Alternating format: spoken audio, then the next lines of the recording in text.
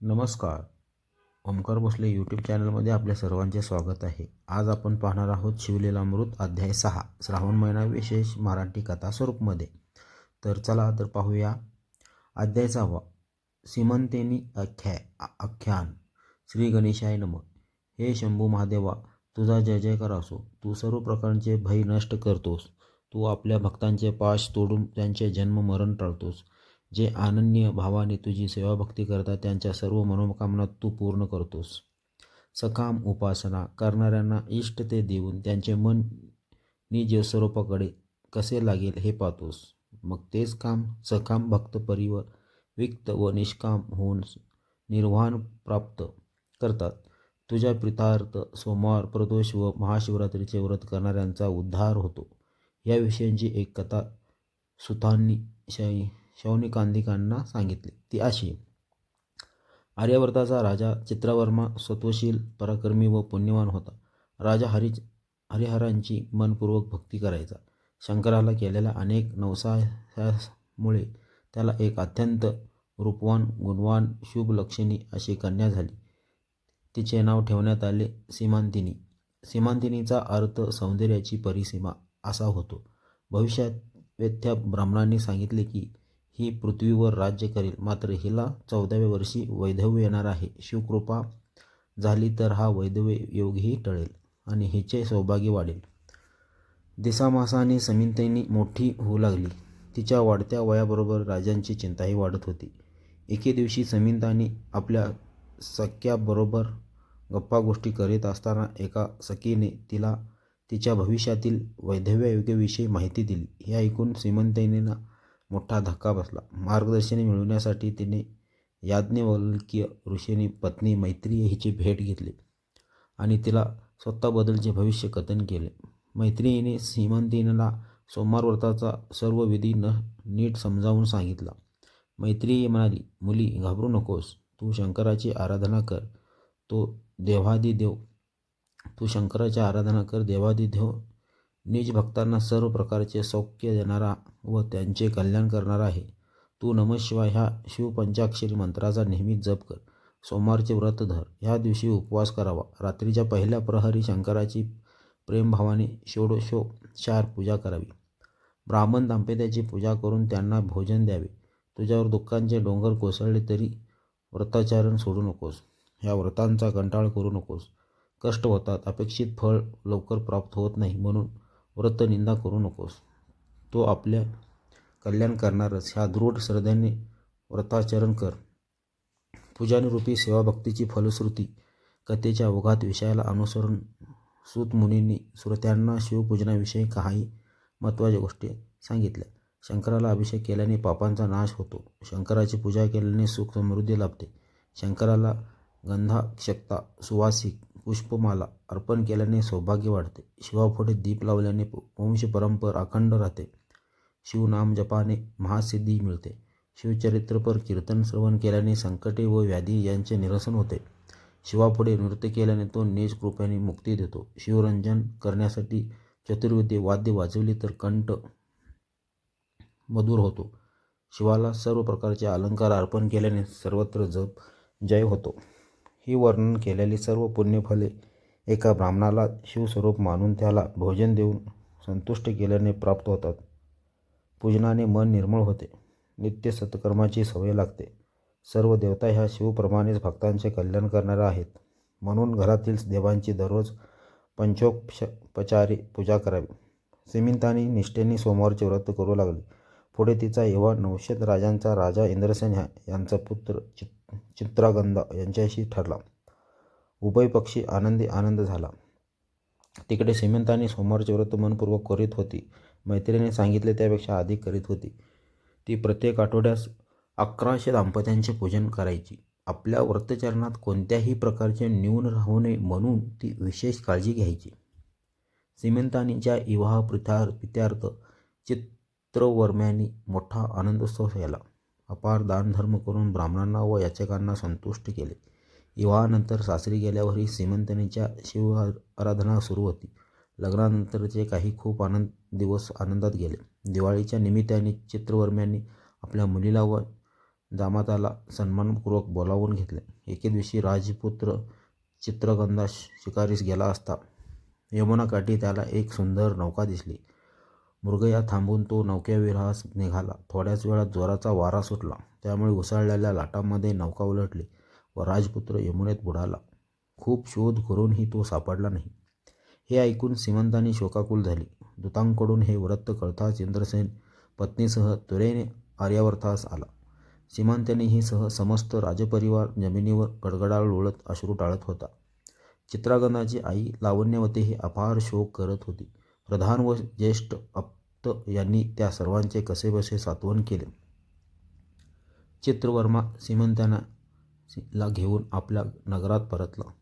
शोक व्याकुळ इंद्रसेन आपल्या पत्नीसह नौशेद देशी परत निघाला. तिकडे इंद्रसेन पुत्रशोकाने खचलेला आहे असे पाहून त्याच्या भाऊबंदाचा बुद्धी फिरली. त्यांनी राजाच्या अनुपस्थितीत त्यांचे राज्य बळकावून त्याला पत्नीसह बंदिवास केले. सीमांतिनीच्या दुःखाला अंतच नव्हता, पण त्याही परिस्थितीत तिने मैत्रियीच्या सांगण्यानुसार सोमवारचे व्रत चालूच ठेवले. ती अहोरात्र शिवनामांचा जप करू लागली. अशी 3 वर्षे लोटली. इकडे यमुनेत बुडालेला राजपुत्र चित्रगंधा नागालोकी पोचला. नागाराजा तक्षक यांनी चित्रगंधाला त्यांची हकीकत विचारली. ती ऐकून तक्षक राजाला वाईट वाटले. तक्षकाने चित्रगंधाला तो कोणत्या देवांची भक्ती करतोस असे विचारले. तेव्हा चित्रगंधाने आपण शिवभक्त असल्याचे सांगितले. चित्रगंधा म्हणाला, ज्याने इच्छामात्रे प्रकृती व पुरुष निर्माण केले, अनंत ब्रह्मांडे रचली, तो सनातन आदिपुरुष म्हणजेच सदाशिव. आम्ही त्या शंकराची भक्ती करतो, ज्यांचा मायेपासून सत्व रज तम हे 3 गुण व ब्रह्म विष्णू रुद्र निर्माण झाले. त्या पुराण पुरुष शंकराची आम्ही भक्ती करतो, जो आकाश पाताळ 10 दिशा त्रिभुवन पंचतत्वे नद्या सागर भस्म मृतिका अष्टधातू असे सर्वच व्यापून उरला आहे. त्या शंकराची आम्ही भक्ती करतो, ज्याने 18 वनस्पती व सर्व प्रकारची बीजे आकाराला आणली. त्या कैलासनाथांची आम्ही उपासना करतो. सूर्य हाच ज्यांचा नेत्र आहे, चंद्र हाच ज्यांचे मन आहे, विष्णू हाच ज्यांचे अंतःकरण आहे, इंद्र हाच ज्यांचे हात आहेत, यम हाच ज्यांचा तीक्ष्ण दाढा आहे, अर्थात देवताचक्र हेच ज्यांचे अवयव आहेत. त्या विराट पुरुष शंकरांचे आम्ही भक्त आहोत. 11 रुद्र 12 आदित्य हे ज्यांचा सन्मुख विनम्र भावे उभे असतात, त्या शंकराचे एकचित मानू काय वर्णन करणार. हे नागराजा, आम्ही त्या सनातन ईश्वराच्या दासांचे दास आहोत. हे ऐकताच तक्षकांची मुखचर्या उजळली. त्याला खूप आनंद झाला. त्याने चित्रगंधांचे उत्तम आदरातिथ्य केले. चित्रगंधाने घरी जाण्याविषयी तक्षकांची आज्ञा मागितली. त्यांचा मनोभाव जाणून नागराजानेही विशेष आग्रह न करता त्याला काही काळ प्रेमपूर्वक ठेवून घेतले आणि निघताना अपार भेटवस्तू 12,000 हत्तीचे बळ, एक वेगवान अश्व, अत्यंत अमूल्य व तेजस्वी रत्ने दिली. या भेटवस्तू वाहून नेण्यासाठी एक राक्षसगण व मार्ग दाखवण्यासाठी एक सर्पसेवक दिला. तसेच संकटकाळी मदतीला धावून येण्याचे अभिवाचनही दिले. अश्वारूढ चित्रगंधा सर्पसेवक व राक्षसगणासमवेत यमुनेच्या प्रवाहातून बाहेर आला. त्या समयी योगाने सीमंतीने स्नानासाठी नदीवर आली होती, पण त्यांनी एकमेकांना ओळखले नाही. चित्रगंधाने तिच्यापाशी जाऊन तिची विचारपूस केली. सीमंतीने त्याला आपली समग्र हकीकत सांगितली. ती सनातना तिला एकेसारखी रडू येत होती. आपल्या पत्नीची व मातापित्यांची ती अवस्था ऐकून चित्रगंधालाही रडू आवरेना. चित्रगंधाने सीमंतीला तो सिद्ध पुरुष असून 3 दिवसांनी तिच्या पतीशी भेट घडवून देईल असे शिवांची शपथ घेऊन सांगितले. मात्र तोपर्यंत ही गोष्ट गुप्त ठेवण्यासही सांगितले. ते ऐकून सीमंतीने मनोमनी सुखावली. घोड्यावर बसून राक्षसगण व सर्पसेवक ह्या दोघांच्या समवेत चित्रगंधा नैषद देशी गेला. सर्पसेवकाने मनुष्य रूपाने नगरात प्रवेश करून शत्रूंची भेट घेतली आणि चित्रगंध पाताळातून परत आला असून तेथून तक्षकांची मैत्री व 12,000 हत्तीचे बळ प्राप्त करून आला आहे हे असे सांगितले. तेव्हा शत्रूला धडकीच भरली.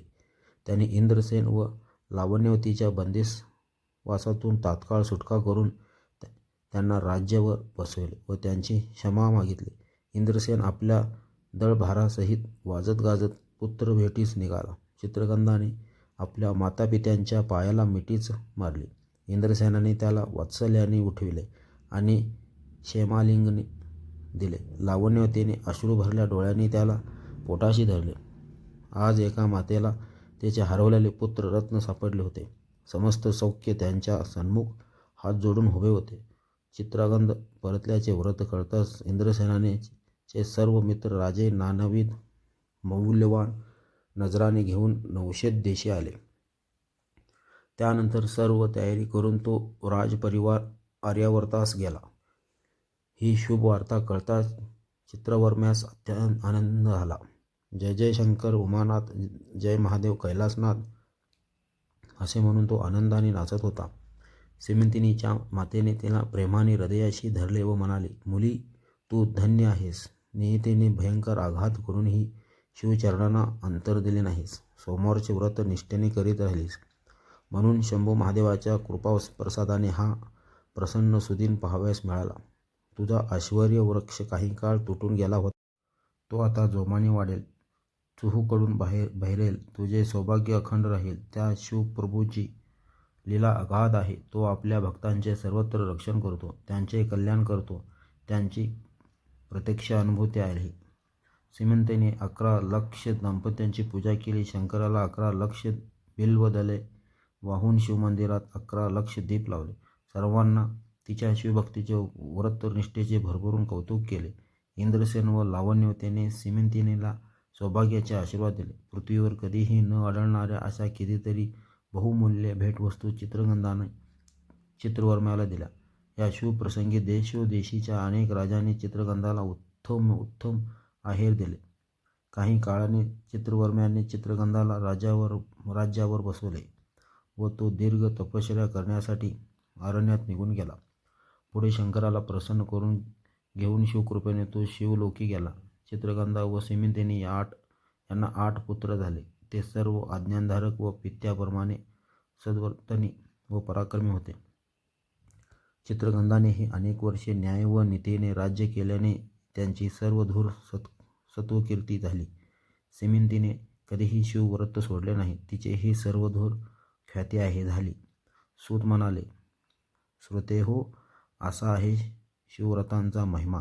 शिवकृपेने सिमिंतिनीच्या जन्मांचे कल्याण झाले. ज्या स्त्रिया हे आख्यान श्रवण करतील त्यांचे सौभाग्य वाढेल. दूर गेलेले पती जवळ येईल. विधवा स्त्रीने शिवभक्ती करावी. परमनिष्ठेने अजन्म सोमवार व्रत करावे. ह्या आख्यानाचे नित्य श्रवण करावे. त्यांना जन्मजन्मांतरी दीर्घकाळ उत्तम पतिसौख्य व संसार सुख लाभेल. याचे श्रवण पठण केल्याने अंतरल्याला पुत्र भेटेल. आयुष्य, आरोग्य, ऐश्वर्य, ज्ञान, विद्या यांचा लाभ होईल. गंडांतर अपमृत्यू टळेल. गेलेले धन मिळेल. गतवैभव पुन्हा प्राप्त होईल. शत्रू पराजित होतील. सर्व इष्ट कार्य सिद्धीस जातील. भक्तिभाव हाच माघ मास. सिमिंतिनी आख्यान हेच प्रयाग येथे स्नान केल्याचे त्रिविध दोष जुळून जातील व अंती शिवपद प्राप्त होईल. श्री सांब सदाशिव पर्णमस्तु. फलश्रुती ह्या अध्यायाच्या पठणाने स्त्रियांचे सौभाग्य टिकेल, संतती दीर्घायुषी होईल, कौटुंबिक आपत्ती टळतील.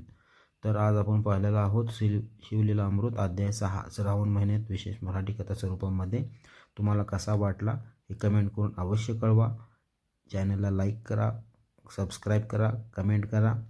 असेच नवनवीन तुम्हाला व्हिडिओ मिळत जातील. धन्यवाद.